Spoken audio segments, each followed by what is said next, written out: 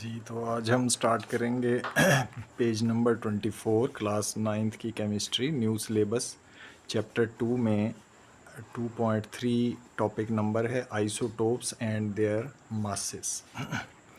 सो isotope क्या चीज़ होती है और मास नंबर के बारे में तो हमने पढ़ लिया था, और लास्ट टॉपिक में मैंने आपसे ये कहा था कि मैं रिलेटिव एटॉमिक मास के मुतालिक भी आपको थोड़ा बहुत बताऊंगा, लेकिन वो मेरे जहन से निकल गया। तो कोई बात नहीं, आगे टॉपिक इससे अगला टॉपिक वही होगा, तो वहाँ पर हम उसके बारे में भी बात कर लेंगे और मास नंबर का और इसका डिफरेंस भी देख लेंगे। तो अभी हम आइसोटोप की बात करते हैं।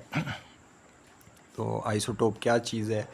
तो डेफिनेशन ये है, all the atoms of an element must necessarily have the same atomic number. ये इसकी डेफिनेशन तो नहीं है, लेकिन एक्सप्लेन किया है कि जो एलिमेंट के एटम होते हैं तमाम के तमाम, उनका एटॉमिक नंबर सेम होता है, यानी उसमें प्रोटॉन की तादाद एक जैसी होती है, बट देयर मास नंबर में very depending upon the number of neutrons present in the nucleus. लेकिन उसके मास नंबर में फ़र्क आ सकता है, क्योंकि न्यूट्रॉन का नंबर जो है वो फिक्स नहीं होता एलिमेंट के तमाम एटम्स में। तो जो यही डेफिनेशन है असल में, उसी को एक्सप्लेन किया है कि आइसोटोप वो एटम्स होते हैं किसी भी एलिमेंट के जो आपस में जिनका एटॉमिक नंबर तो सेम होता है, लेकिन mass number due to different neutron number of neutrons, different due to different number of neutrons, their mass number is different. So atoms of the same element having different number of neutrons in their nuclei are called isotopes. इसमें आप एक addition ये भी कर सकते हैं कि they have same atomic number. For example, element carbon has 3 isotopes. Carbon के 3 किस्म के आइसोटोप होते हैं, have 6, 7 and 8 neutrons in their nuclei. These isotopes are represented as carbon 612, 613 and 614. और इसको माइनस करें जैसे पिछले टॉपिक में भी किया था, तो आपको पता चल जाएगा कि इनमें बेतरतीब 6, 7 और 8 प्रोटॉन्स हैं, सॉरी न्यूट्रॉन्स हैं। प्रोटॉन 6 हैं तीनों में। Similarly hydrogen exist as 3 isotopes. Hydrogen के 3 आइसोटोप होते हैं। हाइड्रोजन जिसको प्रोटियम का नाम भी देते हैं, खाली हाइड्रोजन, और दूसरे नंबर पे ड्यूट्रियम होती है या ड्यूटीरियम भी कहते हैं, और तीसरे नंबर पे है ट्रीटियम जो कि रेडियो एक्टिव है, represented by H11, H12 and H13। और H11 जो है इसको प्रोटियम भी कहते हैं, और hydrogen is the only atom which does not have a neutron. तो आप सोचें कि जिसका एटॉमिक नंबर 1 है, मास नंबर भी 1 है, तो इसका मतलब यही है कि उसके पास न्यूट्रॉन नहीं है, क्योंकि 1 + 0 = 1। Since the chemical properties of the elements are determined by the number of electrons, chemical property का इलेक्ट्रॉन की कन्फिगुरेशन, उसकी तरतीब, उसकी तादाद, उन सब के साथ उसका ताल्लुक़ होता है, और एटम की मजमूई जो हालत है उसके अंदर न्यूट्रॉन, प्रोटॉन और इलेक्ट्रॉन, और फिर उसके शेल्स और उसके साइज़, और ये सारी चीज़ें उसका केमिकल बिहेवियर को मुतय्यन करती हैं। तो ज़्यादातर जो है उसका ताल्लुक़ चूँकि केमिकल रिएक्शंस का इलेक्ट्रॉन से होता है, तो इलेक्ट्रॉनिक कन्फिगुरेशन यानी इलेक्ट्रॉन किस तरतीब से और कितनी तादाद में न्यूक्लियस के गिर्द हैं, उसके साथ भी केमिकल प्रॉपर्टीज़ का ताल्लुक़ है। Since the chemical properties of elements are determined by the number of electrons, all 3 isotopes will show almost the same chemical behavior. उनका chemical behavior same है, although their physical properties may be different due to difference in mass. उसके बाद है जी H12 which is called deuterium has twice the mass of protium या hydrogen, simple hydrogen, while the mass of tritium H13 is thrice, 3 गुना है, is as the mass of hydrogen, simple hydrogen. Similarly, the masses of 3 different isotopes of carbon are different. तो ये diagram में आप देखें, इसी तरह से आप शो कर सकते हैं हाइड्रोजन का, कार्बन का, उनमें प्रोटॉन और न्यूट्रॉन की तादाद न्यूक्लियस के अंदर आप इस तरह शो करें, और बाहर इलेक्ट्रॉन को शो करें, प्रोटॉन और इलेक्ट्रॉन की तादाद को बराबर दिखाएं। कार्बन में आप देखें पहले शेल में 2 इलेक्ट्रॉन है, दूसरे में 4, तो टोटल 6 हो गए।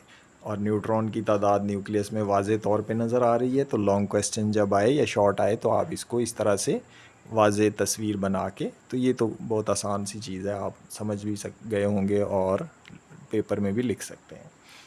उसके बाद उन्होंने पूछा है why isotopes of an element show same chemical properties while their physical properties are different. तो अभी पढ़ा है यही पैराग्राफ जो ऊपर था, इसी को आप एक्सप्लेन कर दें, इसी को लिख दें, याद भी कर लें कि उनकी इलेक्ट्रॉनिक कन्फिगुरेशन, इलेक्ट्रॉनिक स्ट्रक्चर और उनके number that determines there chemical properties. So isotopes have same chemical properties but due to different number of neutrons they have different masses, different mass numbers, so their physical properties are different. उसके बाद आ जाते हैं जी radio active isotope. ये क्या होते हैं? Radio activity आपको याद होगा चैप्टर 1 में शुरू में मैंने आपको समझाया था कि ये ख़ास किस्म के एलिमेंट्स होते हैं, एटम्स होते हैं और एलिमेंट्स होते हैं जो कि जिनमें से रेडिएशंस निकलती हैं और उनके जो न्यूक्लियाई हैं उनके अंदर जो पार्टिकल्स हैं वो ब्रेक डाउन करके रेडिएशंस खारिज करते हैं. और ये रेडिएशंस जो हैं alpha rays, beta rays, gamma rays, इसके अलावा और भी रेज़ जो हैं टाइप्स की, वो उनमें से रिलीज़ होती हैं और वो मुस्तकिल होती रहती हैं जब तक कि वो एलिमेंट जो है वो टूट कर किसी और दूसरे एलिमेंट में कन्वर्ट नहीं हो जाता. और वो दूसरा एलिमेंट जो है वो रेडियो एक्टिव अगर है तो उसमें से भी निकलेंगी, जब तक वो निकलती रहेंगी जब तक वो एलिमेंट एक ऐसे एलिमेंट में चेंज ना हो जाए कि जो स्टेबल हो और वो रेडियो एक्टिव ना हो, तब ये जाके प्रोसेस रुकता है. Isotopes of the same element do not have the same physical properties. एक जो एलिमेंट के आइसोटोप्स हैं, एटम्स हैं, उनकी फ़िज़िकल प्रॉपर्टीज़ सेम नहीं होती. Several isotopes of the same element exist whose nuclei are unstable. तो बहुत सारे एलिमेंट्स के जो हैं आइसोटोप्स वो इस तरह से होता है कि वो अनस्टेबल होते हैं. Several isotopes of the same elements exist whose nuclei are unstable. यानी बहुत सारे ऐसे एलिमेंट्स हैं जिनके काफ़ी सारे आइसोटोप्स होते हैं जो अनस्टेबल होते हैं और वो उसी वजह से वो फिर एमिट करते हैं. They emit excess energy in the form of radiation. वो रेडिएशन की फॉर्म में एनर्जी को खारिज करते हैं. This process of emission of radiation, emission का मतलब है निकलना, निकालना, खारिज करना. Radiation is called radioactivity. ये डेफिनेशन है, तो ये शुरू से ही यहीं से कर लें. Several isotopes of the same element यहाँ से लेकर, और this process is called radioactivity. And the isotopes which emit energy is called radioactive isotope. Tritium is a radioactive isotope.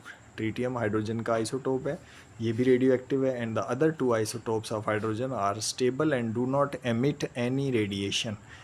यानी हाइड्रोजन, प्रोटियम और deuterium जो है वो radio active नहीं है, उनमें से रेडिएशन नहीं निकलती.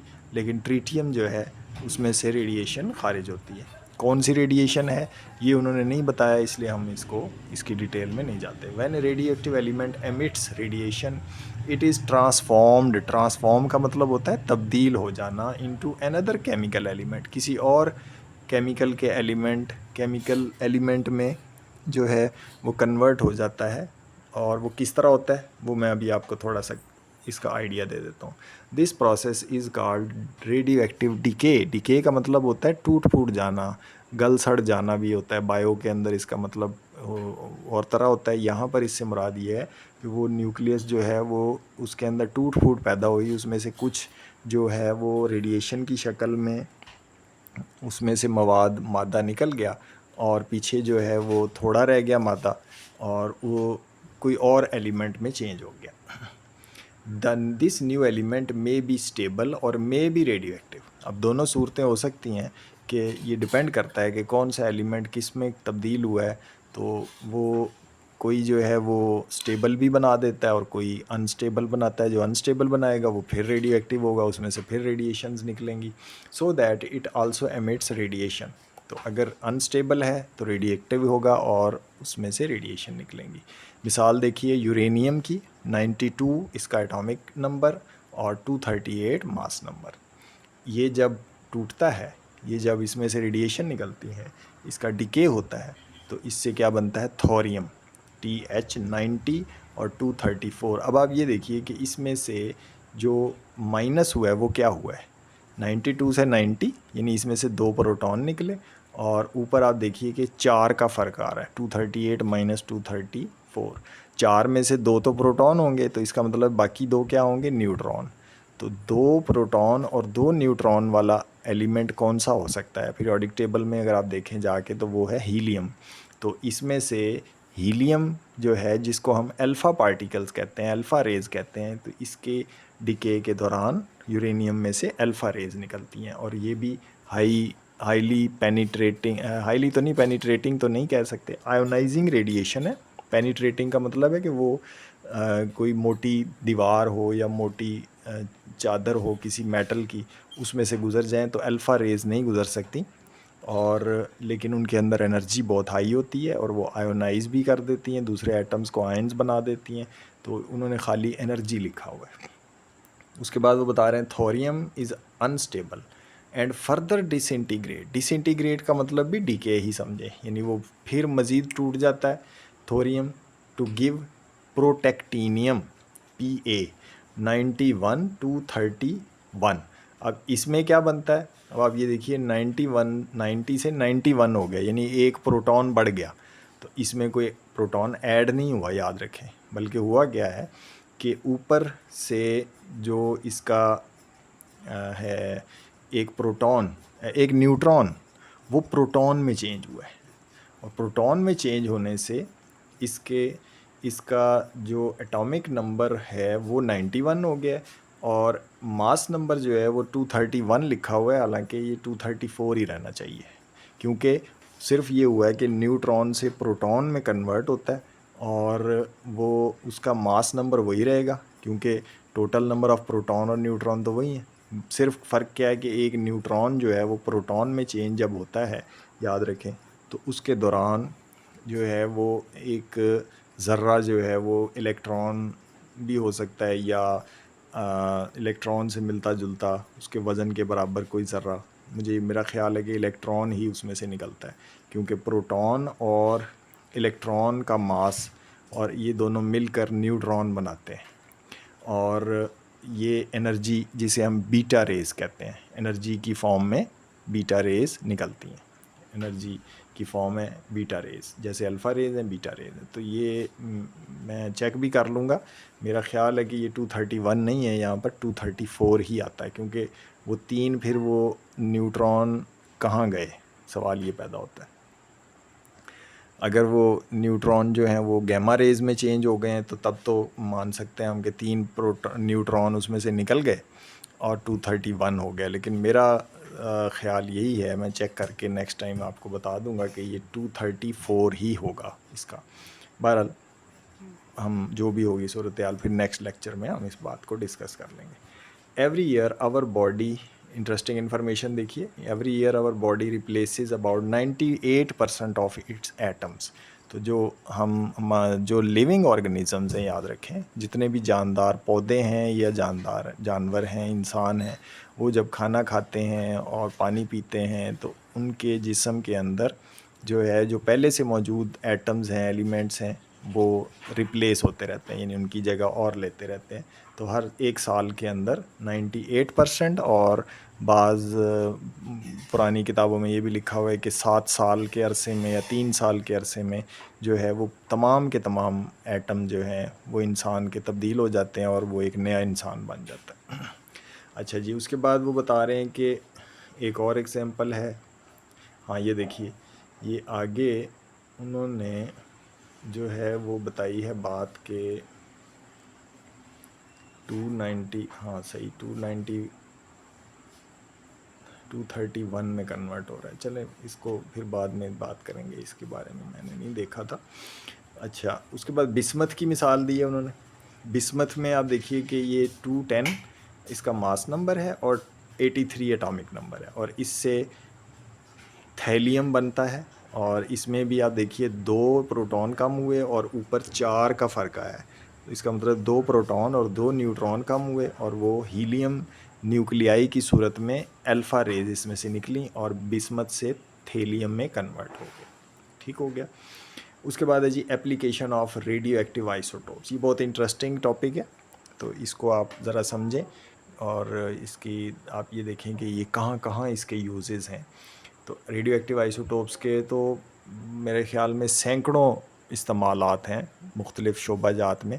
तो मेडिकल का ज़्यादातर बताया जाता है और इसी तरह से ये आगे कुछ और भी बताएंगे। जियोलॉजी के अंदर भी इनके यूजेस हैं। इसी तरह से रेडियो एक्टिव डेटिंग जो है, जिसमें किसी जानदार कोई पुराने ज़माने की जो है वो बाक़ियात हैं, आसार कदीमा हैं, तो उनकी एज के बारे में भी पता लगाया जा सकता है कि वो कितने हज़ार साल पुराने हैं। और ये बहुत ही इंटरेस्टिंग तरीका है। इसकी मदद से जो है वो आप बड़ी आसानी से बता सकते हैं कि ये इतने हज़ार साल या इतने लाख साल पुरानी कोई भी चीज़ है, कोई चट्टान है या कोई ढांचा है या कोई पौधा है, तो उसकी एक साइंटिफिक बेसिस है। ये ऐसे ही नहीं वो कर लेते, बाकायदा उसको तजर्बात से उन्होंने साबित किया है साइंसदानों ने, इसीलिए वो तरीके आज भी राइज हैं। Radioactive isotopes are useful in medical imaging. तो ये इमेजिंग जो है, यानी जिस तरह एक्सरे में एक इंसान का और अल्ट्रासाउंड में एक इंसान का जो है वो अंदरूना जो है उसकी एक पिक्चर बन जाती है, इसी तरह से रेडियो एक्टिव के ज़रिए भी जो है वो तस्वीर बन जाती है और बड़ी क्लियर, वो ज़्यादा अच्छी तस्वीर होती है, जो कि दूसरे पुराने मेथड एक्सरे और दूसरे मेथड्स हैं उनके मुकाबले में ये ज़्यादा अच्छी होती है। एमआरआई भी वैसे तो बहुत अच्छी टेक्निक है, लेकिन वो किसी और साइंसी असूल पर काम करती है, तो उसका भी जहाँ ज़िक्र आएगा वो भी थोड़ा सा मैं आपको आइडिया दूंगा। Doctors use them to diagnose का मतलब याद है ना, मैंने बताया था या पहले नहीं बात हुई, तो बता देता हूँ। एक होता है डायग्नोसिस या डायग्नोज करना, और दूसरा होता है ट्रीटमेंट। डायग्नोज का मतलब है किसी मर्ज़ की तशख़ीस, यानी किसी शख्स को क्या बीमारी है उसको मालूम करना, उसे कहते हैं डायग्नोज या डायग्नोसिस। और थेरापी का मतलब होता है इलाज करना। तो ये दोनों सूरतों में इसका इस्तेमाल है रेडियो एक्टिव आइसोटोप्स का, डायग्नोसिस के लिए भी, डायग्नोसिस और थेरापी दोनों में इसका इस्तेमाल होता है। Diagnose the disease by injecting the patient with a small amount of radioactive fluid. तो वो रेडियो एक्टिव फ्लूइड ऐसा चूज़ करते हैं जो इंसानी जिस्म को नुकसान नहीं पहुंचाता। मसलन टेक्नीटियम 99M, यानी ये जो है वो TC इसकी सिंबल है, ये एलिमेंट है, और इसकी 99 जो एटॉमिक मास है ये रेडियो एक्टिव होता है और इसमें से रेडिएशंस निकलती हैं। Is used for diagnostic imaging across human organs like brain, lungs etc। तो ये एक सिरप की शक्ल में पेशेंट को पिला देते हैं। तो अगर किसी जगह पर मसलन उसकी बोन फ्रैक्चर वगैरह है, तो ख़ास तौर पे वो जो है वो वहाँ पर, और इसी तरह से लंग्स हैं और ब्रेन के अंदर भी अगर किसी जगह पर कोई मसलन क्लॉट है या नमूनिया का कोई निशान है या डैमेज है वो लंग या ब्रेन की कोई जगह, वहाँ पे क्लॉट जम गया है, खून का लोथड़े बन गए हैं, तो ये वहाँ पर बहुत क्लियर पिक्चर बताएगा और उसमें से वो रेडिएशंस निकल रही होंगी और वो इंस्ट्रूमेंट्स उसको बहुत आसानी से डिटेक्ट करके क्लियर पिक्चर बता देते हैं। Doctors use a special camera to watch how the radioactive fluid moves. तो कोई मिसाल के तौर पे कोई आर्टरी है या वेन है, कोई खून की रग है, उसको चेक करना है, या नर्व्स हैं उनमें जो है वो फ़्लो ऑफ मैसेजेस या फ़्लो ऑफ ब्लड, वो किसी जगह ब्लॉकेज है, तो ये फ़्लो करता हुआ जैसे ही वो जाएगा रेडियो एक्टिव मटीरियल, तो अगर वो रुकेगा तो वो इंस्ट्रूमेंट फ़ौरन बता देगा, पता लग रहा होगा, साफ वाज़े नज़र आ रहा होगा कि यहाँ पर ब्लॉकेज है, यहाँ से आगे ब्लड नहीं जा रहा या यहाँ से आगे मैसेज नहीं जा रहा। तो ये रेडियो एक्टिव आइसोटोप्स के एक यूज़ है। आगे और भी यूजेस आएंगे। आगे एक्सरसाइज में सवाल पूछा, why does radio active isotope emit radiation. तो हमने ये अभी पढ़ा भी है, ऊपर लिखा हुआ है, आप निशान लगा सकते हैं कि न्यूक्लियाई जो हैं वो अनस्टेबल होते हैं और उनमें से रेडिएशंस निकलती हैं। क्योंकि वो जो ऐसे एलिमेंट होते हैं जिनके अंदर न्यूट्रॉन्स की तादाद जो है वो एक ख़ास हद से ज़्यादा होती है, प्रोटॉन की भी न्यूट्रॉन की भी, तो वो उसको वो सस्टेन नहीं कर सकता, यानी उसको वो कायम नहीं रख सकता। वो लाजमी टूट कर रेडिएशंस की शक्ल में उसमें से निकलते हैं, जैसे अभी हमने एग्जांपल्स भी पढ़ी थी। प्रोटॉन्स भी निकल जाते हैं, या न्यूट्रॉन जो है वो प्रोटॉन में चेंज हो जाते हैं, या प्रोटॉन न्यूट्रॉन में चेंज हो जाते हैं, और उसके नतीजे में जो एक्स्ट्रा एनर्जी है वो रेडिएशंस की फॉर्म में निकलती है। न्यूट्रॉन्स भी निकलते हैं, तो न्यूट्रॉन जो है वो गैमा रेज का निकलने का बायस भी बनते हैं, उनका निकलना या उसका ऐड होना। उसके बाद है give an example of a radioactive isotope which disintegrates to give a stable atom. तो आप यहाँ पर आप देखिए, यहाँ पर एग्जांपल दी हुई हैं। तो ये जो प्रोटेक्टीनियम है ये गालिबन स्टेबल है, और इसी तरह से थेलियम जो है ये बिस्मत से थेलियम बना। तो ये एग्जांपल्स, बाकी फर्दर जो है वो हम लिटरेचर से स्टडी करके भी इसको नेक्स्ट टाइम देख लेंगे कि क्या एग्जांपल बेहतर हो सकती है कि जो स्टेबल एटम बनाए। तो क्योंकि यहाँ पर वाज़े नहीं है कि ये जो प्रोटेक्टीनियम बना है या थोरियम तो खैर नज़र आ रहा है वो स्टेबल नहीं है, क्योंकि थोरियम जो है वो प्रोटेक्टीनियम में चेंज हो गया है, लेकिन ये कंफर्म नहीं है कि प्रोटेक्टीनियम जो है वो आगे डिसइंटीग्रेट होगा या नहीं होगा। तो ये फिर नेक्स्ट लेक्चर में मैं आपको बता दूंगा। अच्छा जी, उसके बाद नेक्स्ट इंटरेस्टिंग इन्फॉर्मेशन है gallium has many interesting properties. Gallium भी एक एलिमेंट है और it's melting point is below body temperature. Body temperature आपको पता है क्या होता है? So it is liquid at room temperature. अब देखें दो टेम्परेचर आ गए, एक बॉडी टेम्परेचर है, एक रूम टेम्परेचर है। बॉडी टेम्परेचर 37 डिग्री सेल्सियस को कहते हैं और रूम टेम्परेचर 25 डिग्री सेल्सियस को कहते हैं। तो गैलियम जो है वो 25 डिग्री सेल्सियस पर ही लिक्विड है। अगर इससे कम होगा टेम्परेचर तो या 25 या उससे ऊपर लिक्विड की स्टेट में होता है, अगर इससे कम टेम्परेचर सर्दियां हैं तो वो सॉलिड होगा। लेकिन जैसे ही उसको आप हाथ में पकड़ेंगे तो वो जो है वो लिक्विड हो जाएगा, क्योंकि बॉडी की हीट से वो लिक्विड में कन्वर्ट हो जाएगा। It does not evaporate. तो गैलियम मेटल जो है ये इवेपोरेट नहीं करती, ये भी एक इसकी प्रॉपर्टी है। Interesting information.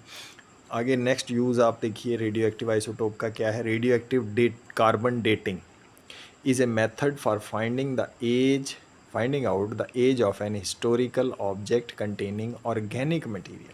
याद रखिए इसमें ऑर्गेनिक मटेरियल का होना ज़रूरी है, क्योंकि कार्बन डेटिंग को हम जिक्र कर रहे हैं।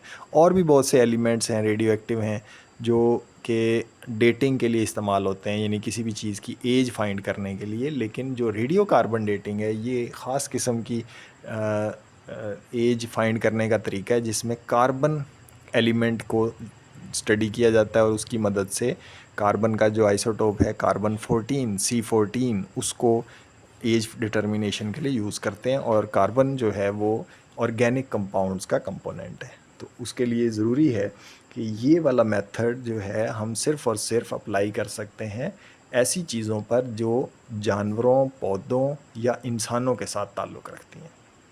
मिसाल के तौर पे किसी का ढांचा है, खोपड़ी है, किसी के पौधे हैं, कोई फसलें हैं, किसी जगह कोई ऐसी चीज़ बनी हुई है, मसलन कपड़े हैं जो पौधों से, कॉटन से बनाए जाते हैं।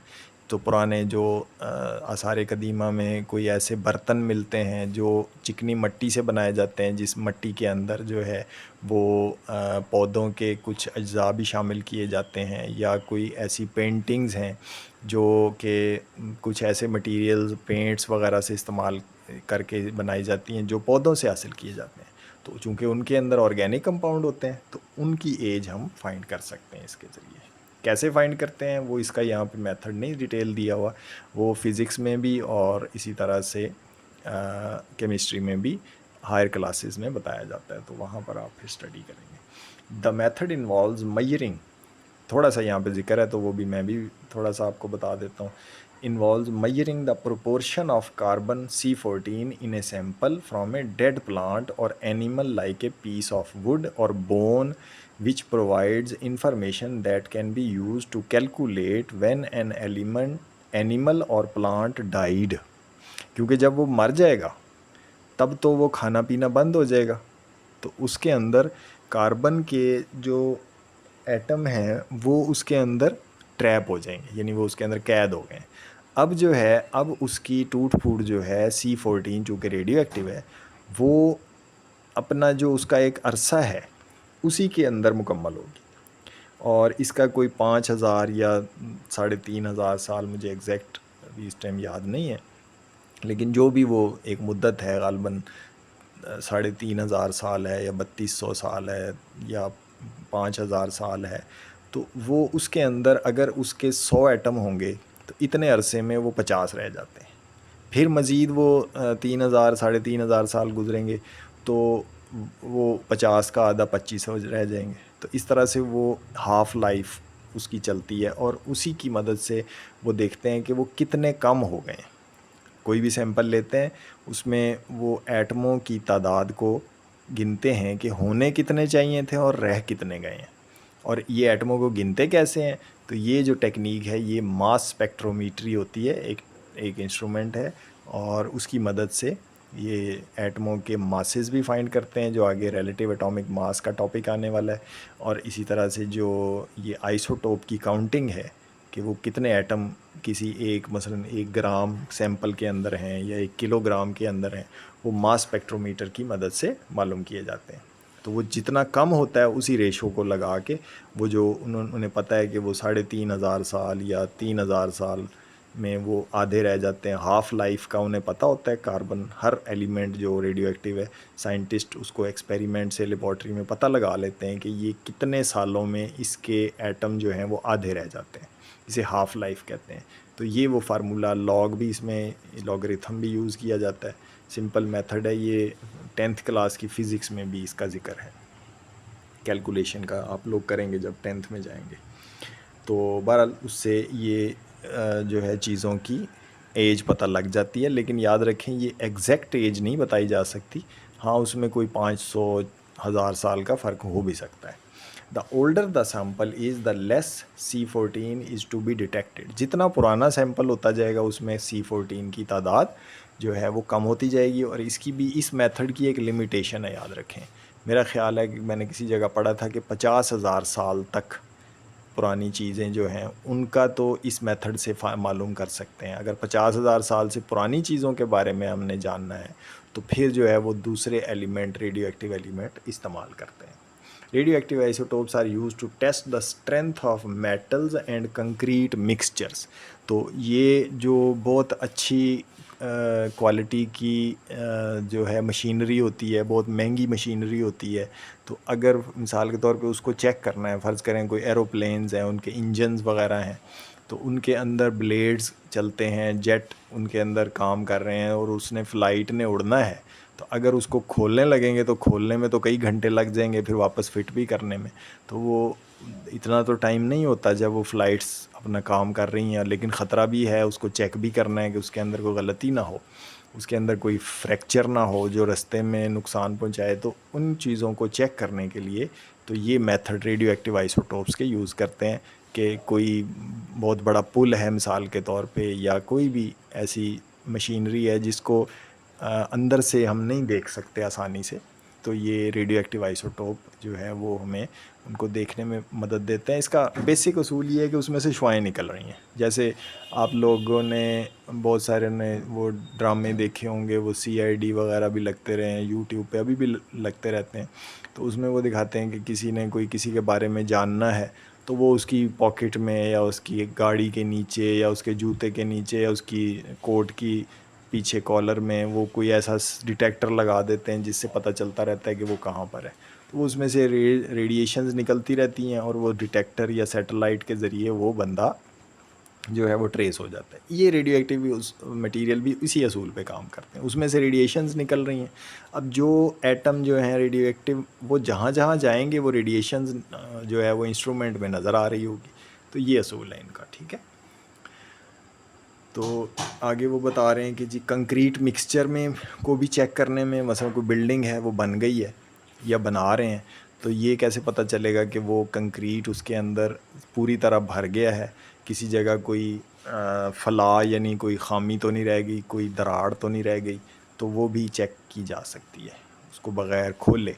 दे are used to generate cheap nuclear power. तो जो सबसे सस्ता तरीका है, याद रखें, बिजली पैदा करने का दुनिया में, वो है वैसे तो विंड पावर भी है, इसी तरह से वाटर के ज़रिए भी बिजली हासिल होती है, लेकिन एक सबसे जो सस्ते तरीके हैं बिजली पैदा करने के दुनिया के, उनमें याद रखें न्यूक्लियर पावर प्लांट्स में रेडियो एक्टिव मटीरियल्स के ज़रिए भी इलेक्ट्रिसिटी प्रोड्यूस की जाती है।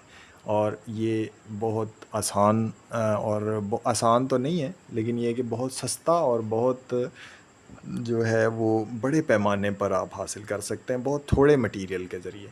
And to find oil fields, ये बहुत इंटरेस्टिंग बात है कि किसी ज़मीन ज़ेरे ज़मीन जो है वो ऑयल कहाँ पर है, गैस कहाँ पर है, तो वो भी आप रेडियो एक्टिव मटीरियल के ज़रिए फाइंड कर सकते हैं कि उसमें आप क्या करना होता है। आपने किसी भी जगह जहाँ आपको शक है कि यहाँ पर ऑयल हो या गैस हो सकती है, तो वहाँ पर बोर करके, जिस तरह ये मोटर के लिए पानी के लिए बोर करते हैं, उसमें सुराख करके ज़मीन में, उसमें वो रेडियो एक्टिव मटीरियल जो है वो डाला जाता है।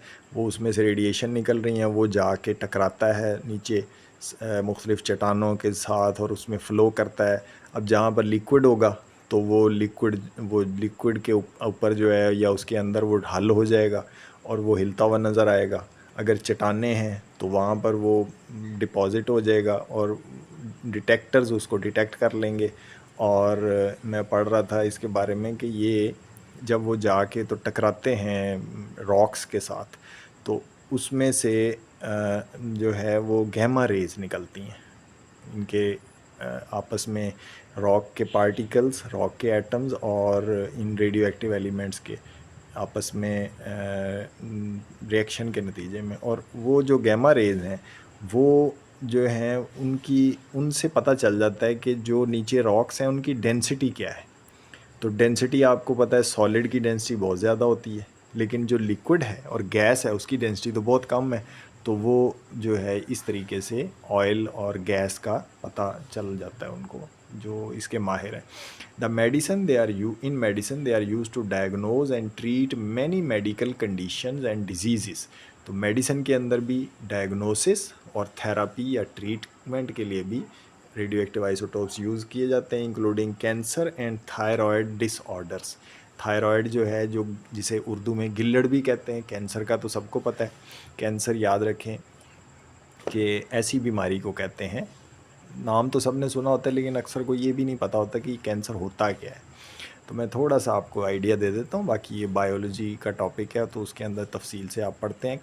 कैंसर के अंदर होता ये है कि उस शख्स के जो सेल हैं किसी भी बॉडी के हिस्से के, वो अनकंट्रोल्ड सेल डिवीज़न वहाँ होने लग जाती है। तो जब वो बहुत ज़्यादा सेल डिवाइड करते हैं बड़ी तादाद में, तो वहाँ पर रसोलियाँ बन जाती हैं जिसे ट्यूमर कहते हैं। तो वो ट्यूमर्स जो हैं वो किसी के ब्रेन में भी हो सकती है, किसी के पेट में भी हो सकती है, उसकी इंटेस्टाइन्स में भी बन सकती है, उसकी स्किन पे भी बन सकती हैं।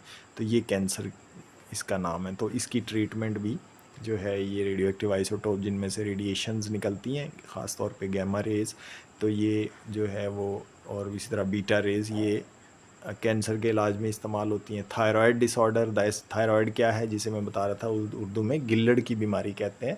इसमें गला जो है वो आपने देखे होंगे बाज़ अफराद, वो उनका गला बहुत बड़ा और मोटा हो जाता है और नीचे लटक रहा होता है। तो यहाँ पर हमारे ग्लैंड्स होते हैं जिन्हें थायराइड ग्लैंड कहते हैं, और वो ऐसे मरीज़ों के जो ग्लैंड्स हैं वो बहुत बड़े बड़े हो जाते हैं और उसकी वजह आयोडीन की कमी होती है और उसमें कैंसर उसके अंदर पैदा हो जाता है। और उसका इलाज और उसका डायग्नोसिस कि कितना बढ़ चुका है, वो दोनों जो है वो रेडियो एक्टिव आइसोटोप की मदद से किए जाते हैं। उसके बाद है जी ionization of atoms by radioactive source. Ionization का मतलब क्या है? आयन बनाना। तो ये जो रेडियो एक्टिव एलिमेंट्स में से रेडिएशंस निकलती हैं, इनको एटम्स को और मॉलिक्यूल्स को आयोनाइज करने के लिए भी इस्तेमाल करते हैं, क्योंकि ये रेडिएशंस आयोनाइजिंग रेडिएशन भी कहलाती हैं। Radiation emitted from a radioactive source causes atoms to ionise, तो वो एटम को आयोनाइज कर देती हैं। For example, radiation emitted by a radioactive element radium Ra-226 can remove electron or electrons from the atom, यानी एक या इससे एक से ज़्यादा इलेक्ट्रॉन भी उसमें से निकाल सकती है किसी भी एटम के। However, this ionization radiation should have enough energy to remove the tightly bound electron from the orbit of an atom. तो ये शर्त है कि वो ज़रूरी नहीं कि सब रेडियो एक्टिव आइसोटोप जो हैं वो हर किस्म के एटमों में से इलेक्ट्रॉन निकाल दें, बल्कि वो कह रहे हैं कि उसके अंदर इतनी एनर्जी होनी चाहिए तभी वो इलेक्ट्रॉन निकलेगा, अगर वो नहीं होगी तो फिर नहीं, फिर आयोनाइज नहीं होगा। Electron can be lost because an ionising radiation collide का मतलब होता है टकराना। वो रेडिएशन जो एटम के ऑर्बिट के साथ टकराएगी जिसमें इलेक्ट्रॉन है, और with the atom and forces the electron away from the atom. तो उसके नतीजे में वो क्या करती है, वो इलेक्ट्रॉन को बाहर निकाल देती है। If an atom of sodium is hit by an ionising radiation, sodium के जो एटम है उसमें 11 इलेक्ट्रॉन होते हैं, 2 पहले शेल में होंगे, पहले ऑर्बिट में, 8 दूसरे में, और 1 जो है वो तीसरे शेल में होगा या तीसरे ऑर्बिट में। तो ये जो आयोनाइजिंग रेडिएशन है वो बीटा हो, अल्फ़ा हो, गैमा रेडिएशन हो, वो अगर इससे टकराएंगी तो वो एक इलेक्ट्रॉन जो है उसमें से निकल गया तो सोडियम के ऊपर पॉजिटिव चार्ज आ गया, जिसको कैटायन का नाम देते हैं। एनर्जी से मुराद वही आयोनाइजिंग रेडिएशन है, ठीक है। आखिर में हम देख लेते हैं जी, interesting information, the same elements occur everywhere in the universe. ये बात किसी हद तक तो दुरुस्त है, लेकिन 100% दुरुस्त नहीं, याद रखें। यूनिवर्स का अभी साइंसदानों को पता का कितना लगा है जो वो उसके मतलब इतनी वसूख से हर बात कर देते हैं। यूनिवर्स का याद रखें अभी सिर्फ 4% तक साइंसदानों को पता लगा है। जो नज़र आते हैं हमें सितारे अरबों की तादाद में, उनके अंदर सियारे भी हैं, ये सब जो है ये कायनात का अभी सिर्फ 4% है। और साइंसदानों का ख्याल है कि 96%, 96% कायनात जो है वो अभी तक अंधेरे में है। इसीलिए वो उसको डार्क मैटर कहते हैं, डार्क एनर्जी कहते हैं, ब्लैक होल कहते हैं। याद रखें, जो चीज़ अभी नज़र ही नहीं आई उसके मतलब हम कैसे कह सकते हैं कि वो सारी एटमों से मिलकर बनी है। हो सकता है कि वो जब उसके बारे में साइंसदान जानना शुरू करें जो चीज़ अभी हमें मालूम ही नहीं है, पता चले उसके अंदर और हैरत अंगेज़ बातें हों, ठीक है। तो ये कहना कि हर जगह कायनात में एटम ही एटम है और एलिमेंट भी वही हैं, ये ठीक नहीं है। जिस चीज़ का हमें पता ही नहीं है, जो 4% जो कायनात है उसके अंदर एलिमेंट यही हैं जो 92 एलिमेंट्स पीरियोडिक टेबल में हैं। बाकी 92 से आगे 118 तक जो है वो साइंटिस्ट ने लैब्स में बनाए। मैटर ऑन मार्स और in any other planet consist of the same elements found on earth. तो हाँ, ये बात ठीक है, जो हमारा सोलर सिस्टम है और इसी तरह दूसरे सोलर सिस्टम्स हैं, स्टार्स हैं, उनके पास जो प्लैनेट्स हैं वहाँ पर जो ज़िंदगी है, उसमें ज़िंदगी तो नहीं कहना चाहिए, वहाँ पर जो सैयारे हैं और जो उनकी मिट्टी है और जो उसके अंदर और भी गैसेस हैं हवा में, वो उन्हीं एलिमेंट्स और एटम से मिलकर बनी है जो ज़मीन पर मौजूद हैं, ठीक है। लेकिन इसके अलावा सितारे हैं बेशुमार और उनके अंदर बाज़ बहुत हैरत अंगेज़ उनकी खसूसियात हैं, और वो एटम टूट के उसके तो ज़र्रात ही रह जाते हैं सिर्फ। बाज़ सितारे न्यूट्रॉन स्टार कहलाते हैं। बड़ी हैरत अंगेज़ दुनिया है। तो ये तो केमिस्ट्री तो अभी तो बिल्कुल हम इब्तदाई पढ़ रहे हैं, तो आगे तो बहुत ज़्यादा हैरत अंगेज़ बातें हैं। तो बहरहाल आज का हमने टॉपिक ये ख़त्म कर लिया है। नेक्स्ट टॉपिक है रिलेटिव एटॉमिक मास। उसमें फिर हम जो है वो पिछला भी कुछ थोड़ा सा जो हमारा तशना रह गया, यानी अभी उसमें कुछ बातें करनी बाकी हैं, वो फिर मैं देख कर तो फिर वह आपके साथ डिस्कस करेंगे।